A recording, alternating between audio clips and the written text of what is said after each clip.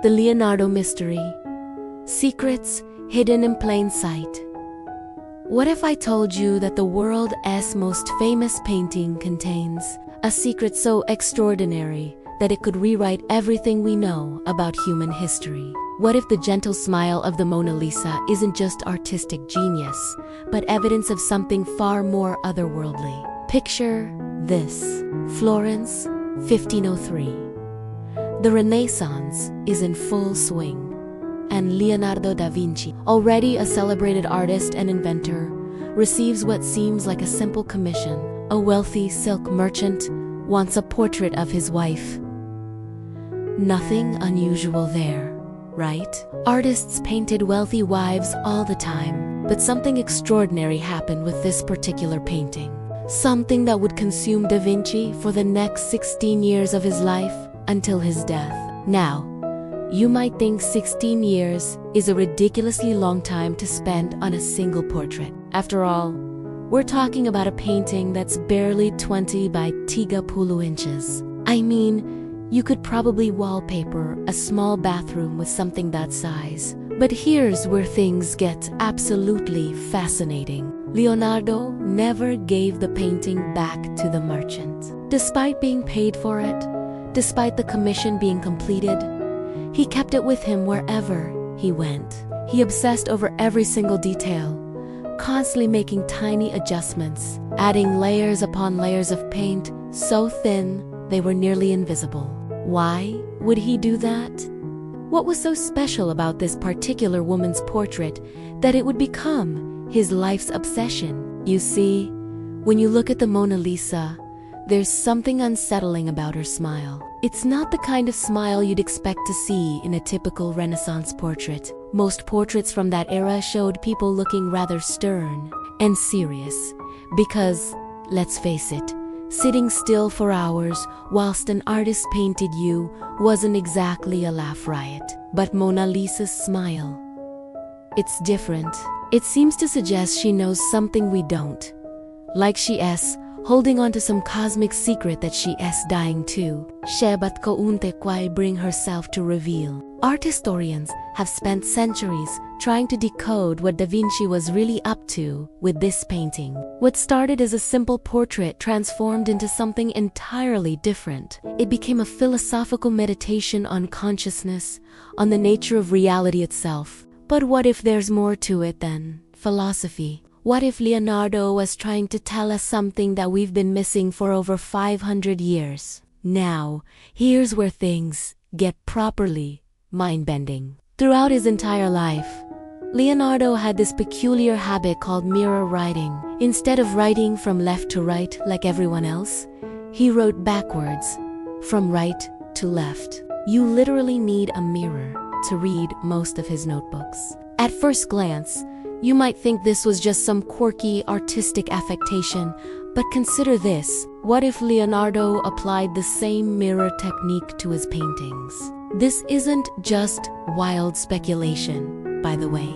At Northeastern University in Boston, a brilliant graphic designer named Terrence Masson has been using cutting-edge computer technology to investigate this exact possibility. Masson discovered something absolutely remarkable when he applied mirror effects to Leonardo's masterpieces. Let me paint you a picture of what happens when you take the Mona Lisa and apply Leonardo's mirror technique. Remember how I mentioned that Leonardo's portraits always featured very specific, deliberate hand positioning? Well, it turns out those hand positions weren't random at all. They were clues, markers, showing us exactly where to place the mirror. When Masson applied the mirror technique to the Mona Lisa, something extraordinary emerged from the painting. Something that looks, well, it looks disturbingly similar to what we might describe today as an alien head. A helmet-shaped creature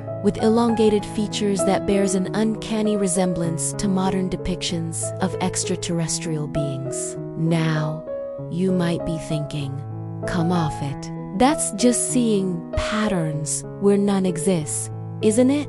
Like when you look at clouds and see elephants or faces. But here's the kicker. When Masson applied the same technique to other Leonardo paintings, he found similar creatures hiding in plain sight. Take Virgin and Child with Saint Anne, another masterpiece that showcases Leonardo's signature dramatic hand poses. When the mirror technique is applied, guess what emerges? Another helmet-shaped being with distinctly non-human characteristics. Then there's Virgin of the Rocks, which reveals yet another similar entity when viewed through Da Vinci's mirror method. 3 separate paintings, all showing the same type of otherworldly being when viewed through Leonardo's secret technique. That's not coincidence, mate.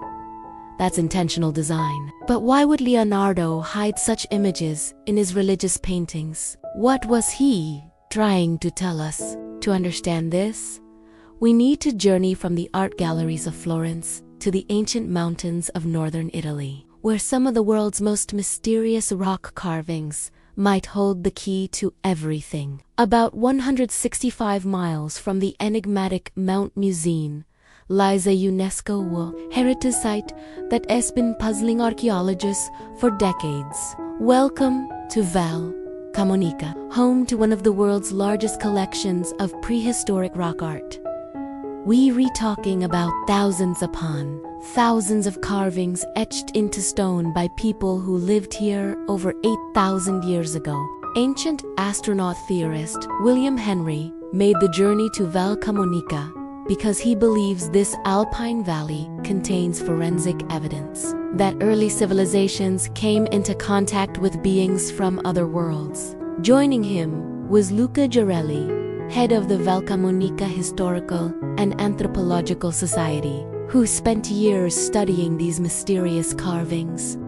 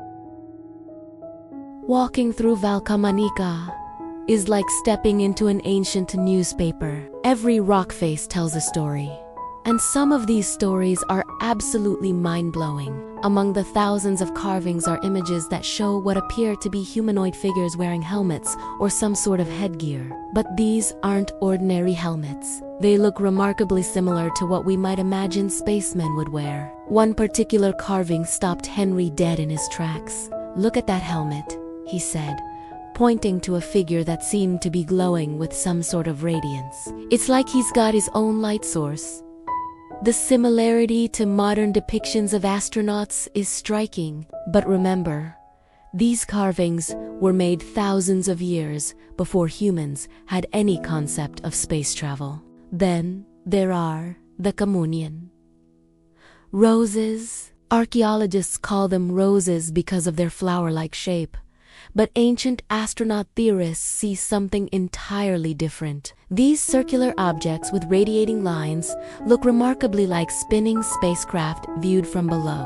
Imagine looking up into the sky and seeing a disc-shaped object rotating with energy or light emanating from its edges. That's exactly what these roses appear to depict. But the most intriguing element of Val Camonica's rock art might be the 5-pointed stars scattered throughout the carvings. In ancient symbolism, stars often represented energy or beings from the heavens. Could these prehistoric artists have been documenting actual encounters with visitors from the stars? The connection between Valcamonica and Leonardo becomes even more fascinating when you consider the ancient legends of the Susa Valley, where the city of Turin was supposedly founded. According to these stories, Turin was established by a figure from Greek mythology called Phaethon, who descended to Earth from the stars in a fiery chariot. Now, Phaethon wasn't just any mythological character. He was said to be the son of Helios, the sun god. The myth tells us that Phaethon crashed his fiery chariot into Mount Myzine, the same mountain that's become famous for modern UFO sightings. But here's the interesting bit. Phaethon didn't just crash and disappear. According to legend, he brought gifts to the local people. He was supposedly a master metallurgist who taught advanced skills to the inhabitants of the region. When you strip away the mythological language, what you're left with is a story about a being from the heavens who came to Earth, perhaps crash-landed on a mountain, and then shared advanced technology with the local population. Sound familiar? It is essentially a Bronze Age account of what we might today call a UFO encounter and subsequent technology transfer. This pattern of sky beings sharing knowledge with ancient civilizations isn't unique to northern Italy. In fact, it appears in cultures all around the world, and some of the most compelling evidence comes from an unexpected place: Australia. Deep in the Brisbane Water National Park on Australia's central coast lies one of the most controversial archaeological sites in the world, known as the Gosford Glyphs. This location features two massive walls, each about 8 feet high, covered with over 300 ancient carvings. But here's what makes them controversial. These aren't typical Aboriginal rock art. According to experts who've studied them, they're Egyptian hieroglyphs. Let that sink in for a moment. Egyptian hieroglyphs, in Australia, carved thousands of years before any recorded contact between Egypt and Australia. When 21st century Egyptologist Ray Johnson deciphered these mysterious texts, he uncovered a remarkable story. The hieroglyphs tell of two Egyptian princes who journeyed to Australia sometime between 2637 and 2614 BC. According to the translation, they were shipwrecked, and one of the brothers died from a snake bite. The surviving brother apparently buried his sibling at this site, which explains why Egyptian funeral hieroglyphs would be found in the Australian bush. But it gets even more intriguing. Some of the symbols at Gosford don't fit standard Egyptian hieroglyphic patterns. They appear to be what Egyptologists call Proto-Egyptian, a more ancient form of the writing system. And among these mysterious symbols is one that's caught the attention of ancient astronaut researchers worldwide. Local researcher Evan Strong calls it the UFO glyph.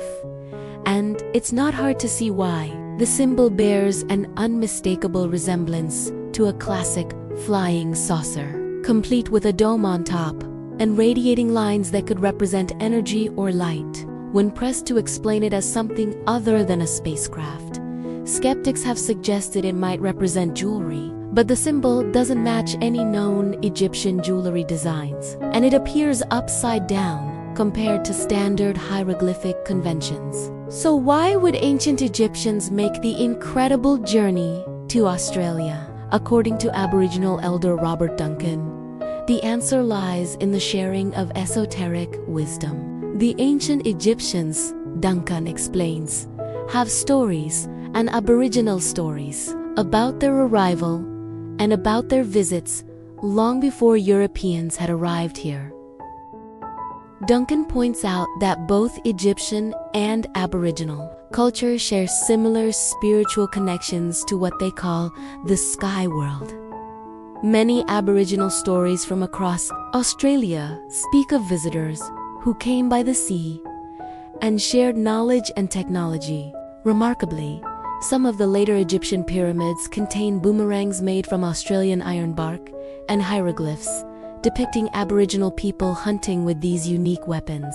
As Duncan puts it, why would they paint us and carve us on their walls if they didn't come here? And if that meeting and relationship was not significant, they wouldn't have carved it. It must have been significant in order to carve. This brings us back to Leonardo da Vinci, and a question that's puzzled historians for centuries. Why did this incredibly private man, who wrote almost nothing about his personal life, choose to document a strange encounter he had with a mysterious cave? Hidden among Leonardo's thousands of pages of scientific notes and artistic sketches are a few rare personal anecdotes. One of the most intriguing describes his youthful exploration of what he calls a vast, mysterious cave. Leonardo writes about standing at the edge of this dark opening, feeling simultaneously terrified by what might lurk within and irresistibly drawn to discover its secrets. This cave encounter is significant for several reasons. First, it's one of the only autobiographical accounts Leonardo ever bothered to record, suggesting it had profound importance to him. Second, some scholars believe this incident occurred around the same time that Leonardo created his famous shield decorated with the head of Medusa, the mythological monster whose gaze could turn people to stone.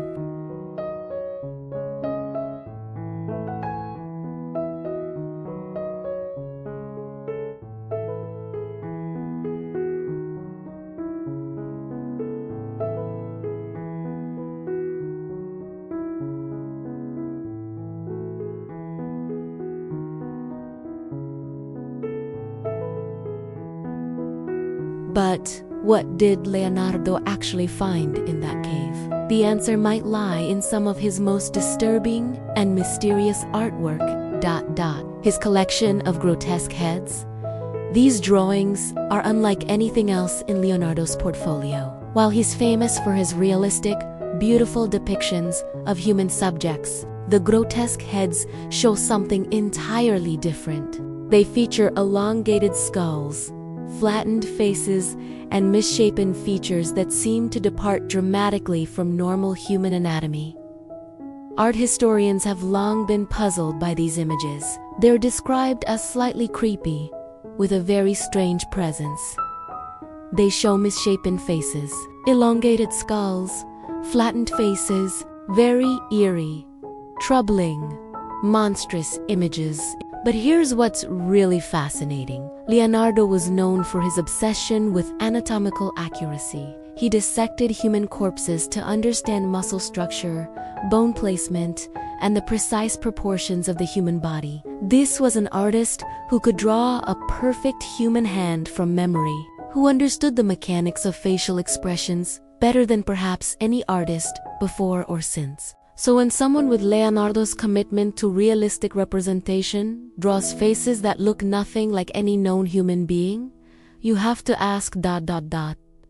What exactly was he looking at? Were these purely imaginary creations, or was Leonardo documenting something he had actually witnessed? The grotesque heads bear striking similarities to modern descriptions of extraterrestrial encounters. The elongated skulls, the large eyes, the flattened facial features. These characteristics appear consistently in accounts from people who claim to have encountered beings from other worlds. Could Leonardo's mysterious cave experience have been something far more extraordinary than a simple childhood adventure? Could he have encountered beings that inspired both his grotesque heads and the hidden alien-like figures that appear when mirrors are applied to his paintings?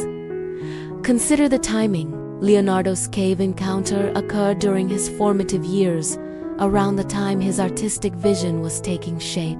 If he had indeed witnessed something otherworldly in that cave, it would explain his lifelong obsession with hidden meanings, mirror writing, and the incorporation of secret messages in his artwork. It might also explain why Leonardo never potted with the Mona Lisa. Perhaps it wasn't just a portrait of a merchant's wife. Perhaps it was Leonardo's attempt to document something far more significant. Evidence of contact with beings from beyond our world. The smile that has captivated viewers for centuries might not be the expression of a woman holding a personal secret. It might be the knowing look of someone who has glimpsed the cosmic truth that we are not alone in the universe. When you connect Leonardo's hidden alien figures to the ancient cave paintings of Valcamonite, the Egyptian hieroglyphs in Australia, and the consistent global mythology of sky beings sharing knowledge with early civilizations, a remarkable pattern emerges. Throughout human history, across different cultures and continents, people have been documenting encounters with beings that don't quite fit our understanding of terrestrial life.